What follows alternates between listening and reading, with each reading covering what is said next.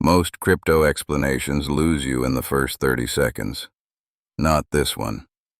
I'm going to explain how Stellar works, with a sandwich analogy. Imagine you want to send $5 to your friend in another country. With a bank, that's a 3-day process, 4 different middlemen, and a fee that eats half your money. Stellar is a network that removes every single middleman. It's an open payment rail, like an internet highway for money, that lets any currency travel anywhere in the world in about 5 seconds. Not 3 days, 5 seconds. Here's the sandwich part. Say you have dollars, your friend needs pesos. Stellar's network automatically finds the best path.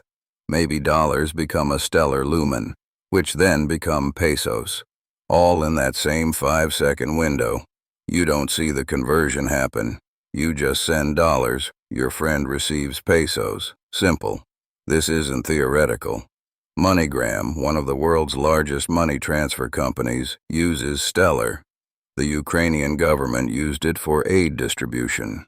Businesses across Africa use it for cross-border payments. The technology works because it's not trying to replace money.